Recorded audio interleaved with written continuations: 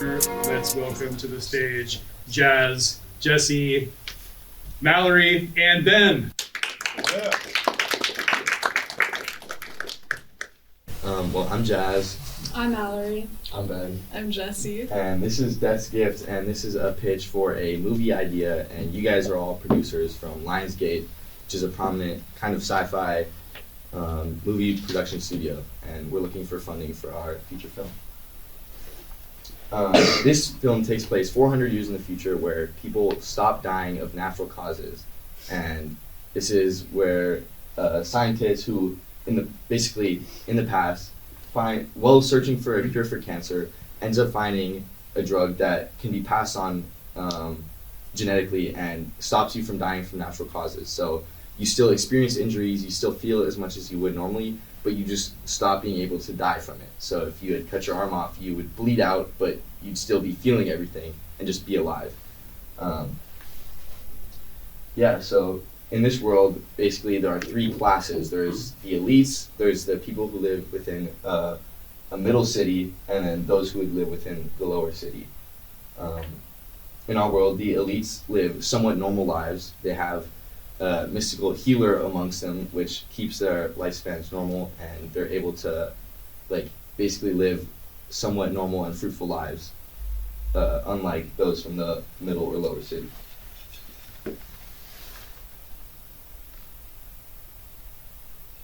People in the lower city is basically, it's just piles and piles of bodies. It's been 400 years since anyone can die. So basically, imagine you create offspring and there's no food, there's no real life that you can be had. So you end up just kind of rotting on the floor. The middle city is somewhat active, so people who are still young enough to move around and do things. But they're still suffering.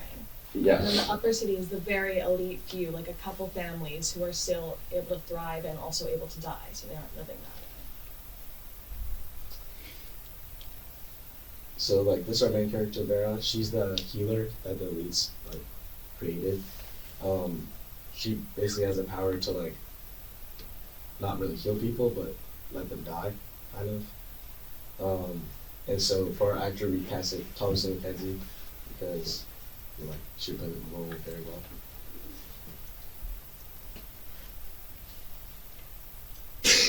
This is our second main character, which is Moros. He comes from the middle city. He ends up meeting Vera, and together they set off. But he's kind of scrappy. He's a boy. He's just looking for food and really just a better life than the one he has, and some sort of future for himself.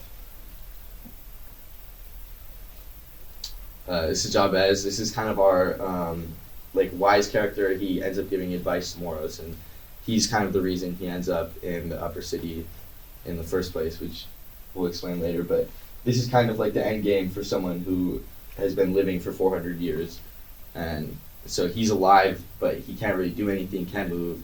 He's kind of just stuck to himself, and there are things in plants and animals growing out of him. So for story overview, so for Act 1, we're kind of setting up the scene, and also one kind of important detail about the cities. They're called lower, middle, and upper because the world is so overpopulated now because people haven't been able to die. They're now having to build up instead of out because there's no more land. And so that's why upper city, it's practically in the clouds because there's so many people and that they just had to build up. But back to the story for the acts. So Act 1, we have our character who's in the middle city, Moros. He is going to sneak into the upper city because he's looking for a healer. It's just kind of a rumor that there's some sort of healer in the upper city. And Moros knows our character from the lower city, Jabez, because he is obviously having such a low quality of life, and Moros feels really bad for him. So in Act 1, Moros kind of breaks into the upper city and ends up meeting Vera. And then in Act 2, Vera and Moros are kind of Moros is showing Vera around the cities, And then they end up meeting Jabez, which is kind of like in Act 3. That's kind of like our climax because Vera is kind of seeing someone, like for the first time really, like how bad people are living. They're like zombies pretty much at this point. And so like the climax really in like Act 3 is when Vera ends up, she has to decide to heal Jabez, which is kind of like it's the gift of death. So Yeah, and it's not revealed until she decides to end Jabez's life that her healing that she does is actually just the ability to end one's life. That's the main reason Moros keeps her around for so long. Reflection. This project kind of is a metaphor for like the bubbles that we live in societies. How where if you don't actively decide to try and stray from it and broaden your perspective, you kind of miss out on a lot of things. You don't see how people who you don't actively seek to like at least witness or experience the different qualities of life that everyone has. It's also like about the separation of like societal classes on how like those who are on the elites live like great lives, and then it rapidly like can lower, and not everyone has equal opportunities pretty much. Yeah, I thought this story portrayed societal norms very well, like Jess said, and I think like it shows really well how like the higher levels just really have no idea what's going on at like the lower levels of society. So I thought that was really cool to explore. yeah, just definitely showing our divided society. And I think with our group, like this idea, it was very collaborative. We just had really good conversations in class to kind of build it together. And yeah, kind of all the details just came like in the middle and towards the end. But yeah.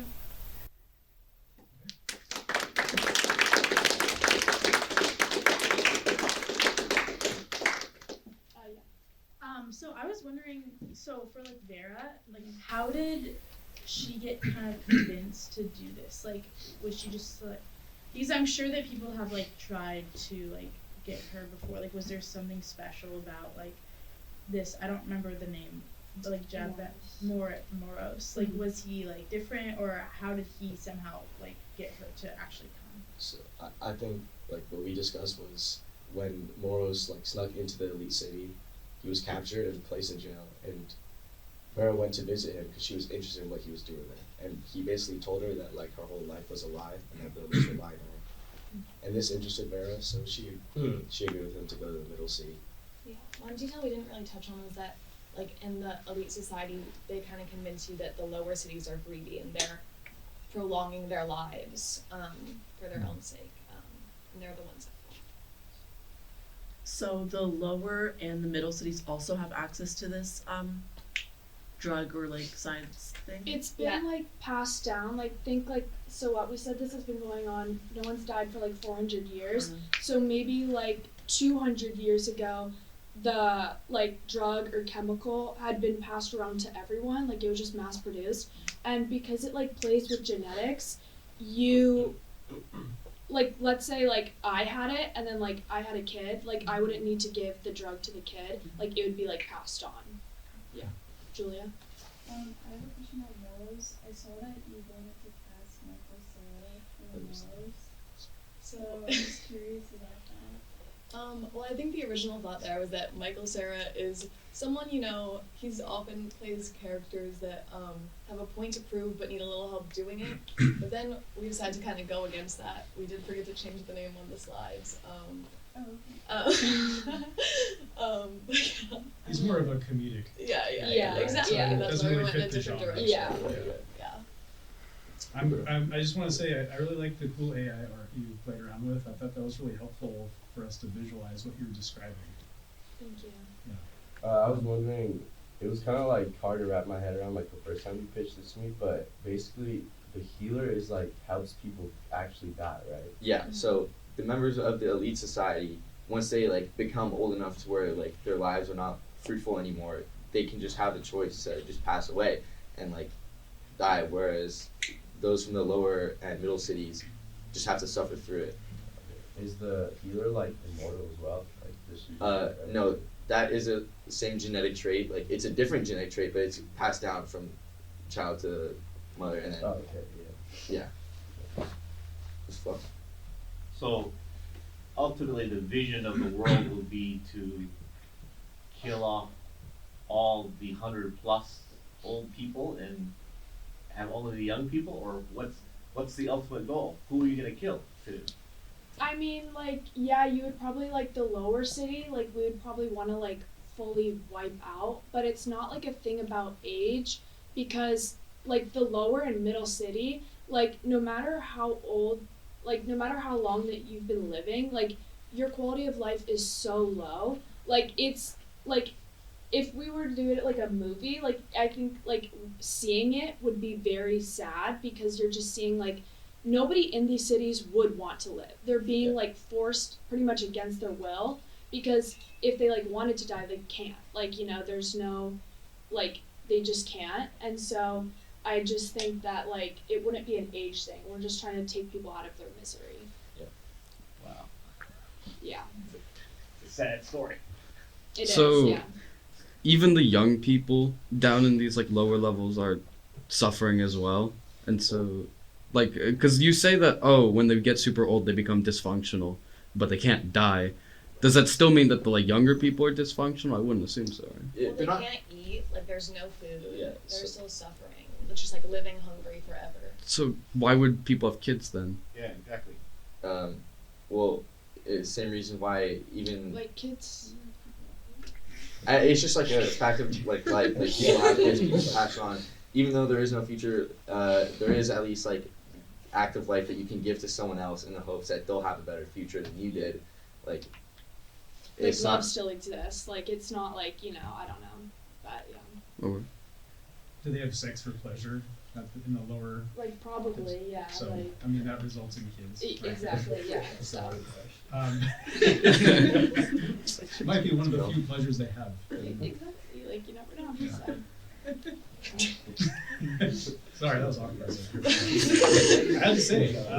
So I wanted to ask you. So if I'm a Lionsgate producer and I know that zombie films have been really lucrative in the past 10 years, and I don't know for a fact, I'm just imagining that. What do your zombies have? They're like zombies, right? They're not zombies, but they are. Like, do they have qualities of zombies? Like, what are the qualities that they have and what don't they have? How would that appeal to my viewing group that I'm thinking of selling this movie to? They're decaying, but yeah. they're like living people who are suffering.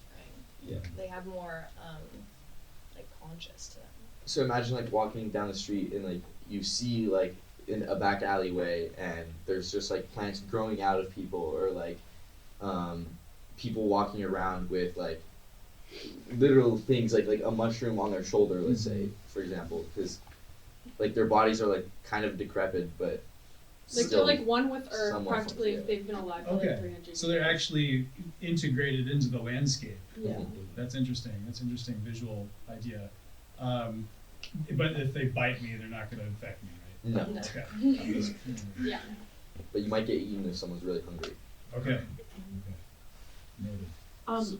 Do you think that this would have to have a sequel to it, or you think you could like wrap up the story and kind of like leave it in the first movie? The way I imagined it was that it almost ends once Vera decides to end the life of Jabez, because then it's kind of revealed to the audience, or to like the general world of the lower and middle cities, that the real healing isn't like a healing, it's just the ability to like pass on and leave the pain that they live through. So like the main character has the touch of death or whatever, couldn't she just go through the entire like middle and undercity and just like kill everybody and That's then, kind of- like, solve it? That's kind of what like we implied as the ending, but we don't necessarily see it happen. Like it's just Yeah. kind of like a hard truth, because like that would probably be very hard on the character as well. Like even though like she knows that she would be helping like society, like that'd probably be like a very difficult thing to do. Why doesn't she just have more kids? I don't know if it'd be passed on like that because I think in our story, I mean, obviously there's probably like some details that we haven't like fully thought out. But like I think that we were thinking that this has been like the first healer like ever. Like her mom wasn't one, and so we don't know if that would like pass down. Yeah. She's a light in the darkness. There's so much darkness in this world, but Vera is the light, Yeah. and her name represents truth. Yes. Right. I just want to ask a quick question about the other two characters, Moros and Jabez. Yeah. What's the relationship again? Is there a connection between the two? So he's kind of like Jabez, a mentor to Moros. Mentor. We He's imagine, older. yeah, we imagine that Morris's parents were like inactive, like very early on within his life. So him being a child and venturing down into the lower cities, he ends up being Jabez, who gives him his kind of wisdom and is the one to actually tell him about the rumors of the healer in the upper city. So there's a real emotional motivation here in Moros to transgress the boundaries of the cities and try to help him. Yes. Jabez. Okay. It's interesting that typically, you know, we want to live, but in this scenario, they want to die. I mean, yeah, because we kind of took it like, you know, if it's 400 years in the future, that like now we kind of had thinking about like the elite people in our current world and how like it might be an idea for them to want to live forever because they have such a high quality of life, like they have all this money and like they would be the ones to want to live forever.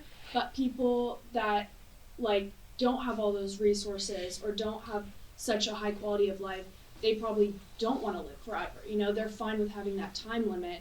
But so now like we kind of showed like the truth of what would happen if you could live forever, and it's just not good, you know. So yeah. What's your budget and who are you looking to direct? Our budget would have to be pretty high because 100 million? Yeah. 100 million. Isn't that standard? There's a lot of effects that would have to be used in quite a large world that you'd have to show on screen, which would be expensive to develop. And then I imagine this could hit at least young men and young women, but probably not appeal as much to older generations. Who do you want it to direct? JessieE. Let's stop there because we're a little bit out of time right now, and we're gonna have a short bathroom break before our next presentation. But thank you so much. It's been a lot of fun.